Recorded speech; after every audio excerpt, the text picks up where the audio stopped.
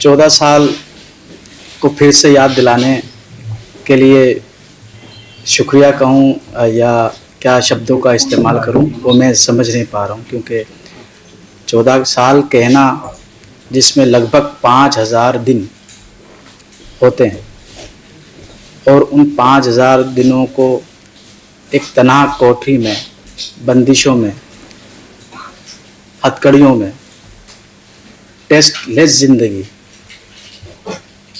दुनिया से कटे हो गुजारना, उसको बयान करना बहुत मुश्किल होता है। और सिर्फ उस बंदी के लिए ही नहीं जो कि 4 दीवारी के अंदर दुनिया से कटा हुआ हो, उसके परिवार वालों के लिए भी कोई आसान नहीं होता है।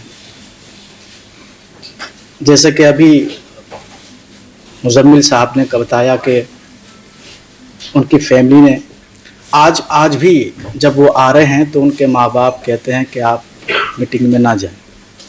तो उस दर्द को, उस खौफ को, उस एहसासात को मैं समझ सकता हूँ, क्योंकि आज से 27-28 साल पहले जब मुझको राह चलते हुए सादी वर्दी में लोगों ने उठाया, 7 दिन इल्लीगल रखा, टॉर्चर किया, ब्लैंक्स पेपर पे साइन कराकर 1996 और 1997 में जो सीरियल ब्लास्ट हुए दिल्ली एनसीआर में, उन सभी केसों में मुझको इन्वॉल्व करके जेल में ठूस दिया गया।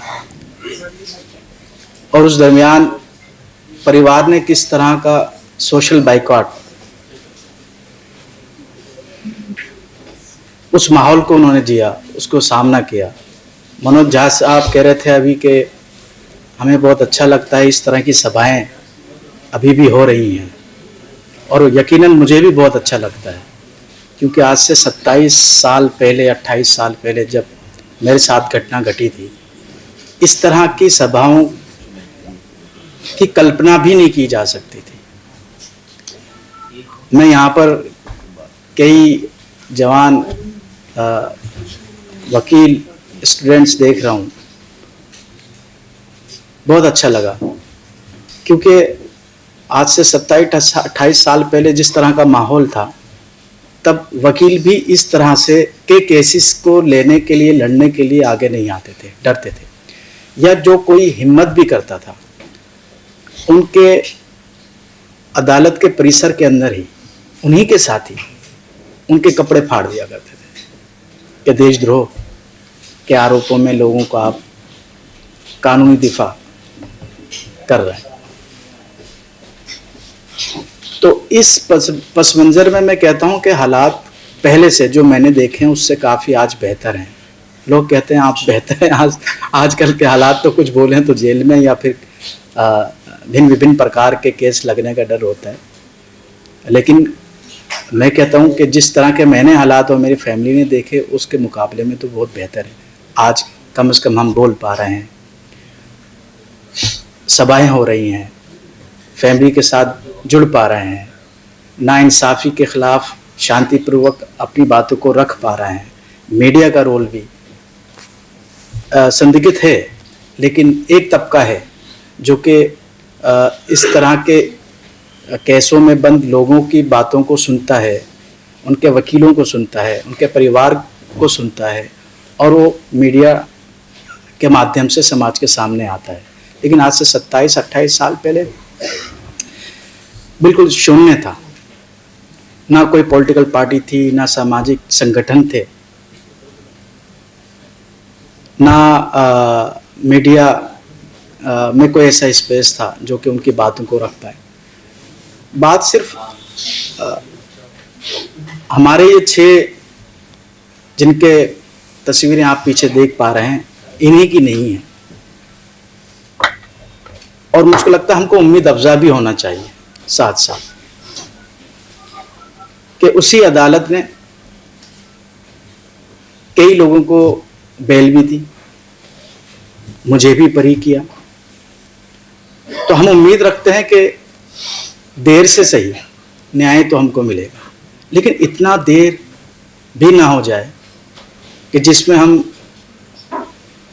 किसी व्यक्ति की कैरियर, उसकी ज़िंदगी, उसके ख्वाब चकनाचूर हो जाए, बिखर जाए, या उसके परिवार वाले ख़त्म हो जाए।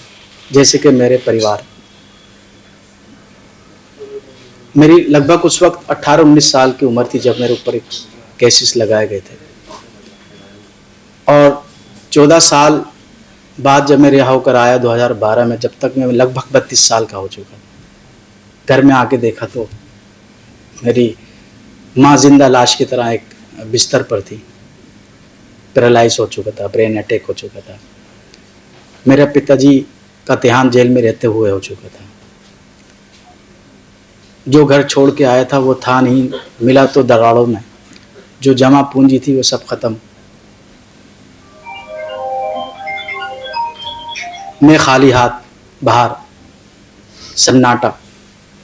जो ख्वाब देखे थे सब बिखर चुके थे।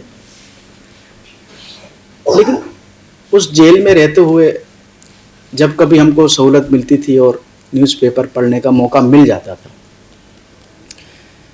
तो एक केस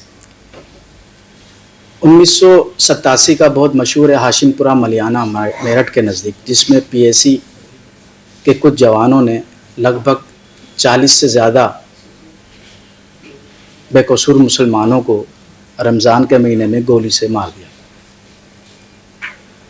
मैंने एक दिन जेल में न्यूज़ आई कि वो लोग अपनी पेशी के लिए आए और उनकी तारीखें अभी चल रही हैं, केस ट्रायल पर है। तो ये मामूली बात है, केस चलता है, तारीखें पड़ती हैं। मेरे लिए जो तकलीफ देह बात थी वो ये थी कि वो बेल पर हैं, वो उनका राइट था, और अदालत ने उनको जो बेल दी वो उनका हक था। मेरा उनके ऊपर सवाल नहीं, सवाल तो मुझको मेरे से था। मैं जिस केस में मेरे ऊपर डाला गया था उसमें 2 कैजुअल्टीज़ थी और 18 इंजर्ड थे, जिसका दुख है उनके परिवारों के साथ जो हुआ उस घटना से। और हाशिमपुरा मलियाना में जो बेकसूर मुसलमान मारे गए उनकी संख्या लगभग 42 थी। तो सवाल आया कि 42 मर्डर वालों को बेल दे दी गई, लेकिन जिसके ऊपर आरोप है, जिस मुकदमे में 2 मर्डर और 18 इंजर्ड हुए हैं, उसको बेल को रिजेक्ट कर दिया गया। इसी तरह एक 90 के दहाके का बहुत मशहूर केस है, अगर आप जवान जो हैं वो गूगल सर्च करेंगे दिखेगा, जैन हवाला कांड। उसमें बहुत बड़े राजनीतिक व्यक्ति भी आरोपित हुए थे। खुल के बता देता हूँ, एडवाणी साहब। और जब मैं जेल में गया तो टाटा के तहत कुछ नौजवान मिले, जिसमें एक का नाम शहाबुद्दीन भी था, गुलाम नबी भी थे। उनसे पूछा तो उन्होंने कहा हम जैन हवाला कांड में, और हम मुकदमे वार हैं एडवाणी साहब के। एडवाणी साहब जेल से बाहर हैं, वो अंदर हैं। तो ये मापदंड क्या किसी धर्म के अंदर पैदा होने से, खास धर्म के अंदर पैदा होने से मापदंड बदल जाते हैं? ये मैं नहीं समझ पा रहा। बात इन 6 की नहीं मैं कह रहा था, मैं तो कहता हूं कि जो जेल में सिर्फ पॉलिटिकल प्रिजनर्स की नहीं बात, बल्कि अन्य बंदियों की भी, जिनको सालों जेलों के अंदर चलना पड़ता है और फिर कोर्ट के मोहर के साथ बरी होकर बाहर निकलते हैं, उनके लिए, उनके गुजारे हुए समय के लिए क्या क्या कंपनसेट होगा? क्या वो समय लौट आ पाएगा, या मेरे 14 साल लौट आ पाएंगे? हो सकता है, और उम्मीद है, जिस तरह से हमको सुनने को मिलता है कि जो मैटर कोर्ट में हैं वो सुनवाई के बाद ये सभी बरी होंगे। तो क्या जो ये डिग्रियां ले रहे थे, क्या उनको उसमें डिग्रियां प्राप्त करके जो पोजीशन थी उनकी, जब वो सपने सोचे हुए थे, जिस मुकाम के ऊपर वो पहुंचना चाहते थे, क्या ये नौजवान वहां पहुंच पाएंगे? या वो नौबत आएगी कि मेरी तरह रिहाई के बाद भी संघर्ष करना पड़ेगा। अक्सर एक समाज में धारणा है कि जो लोग खासकर जेल से लंबे समय के बाद निकल कर आते हैं तो लोग समझते हैं कि बहुत अच्छा हुआ, रिहाई मिल गई, सब कुछ अब सामान्य हो जाएगा। यकीनन आज़ादी बहुत बड़ी नेमत है, लेकिन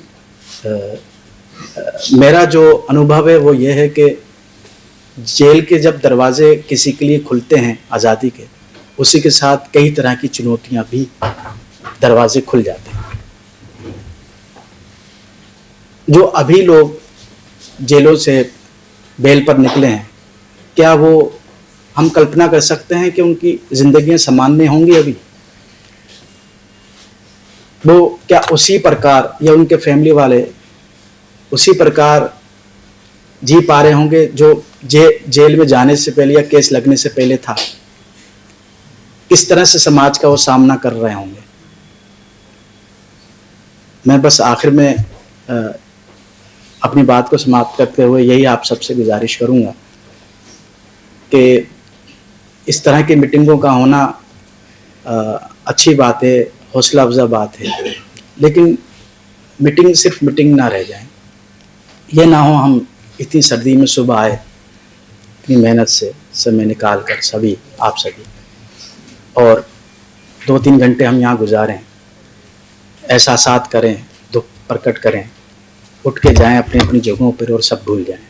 मैं गुजारिश ये करना चाहता हूँ, जो बेकसूर लोग हैं उनके साथ आप जिस तरीके से भी जुड़ सकते हैं उनसे जुड़ें, उनकी फैमिलीज के साथ जुड़ें, उनके दुख दर्द को बांटें।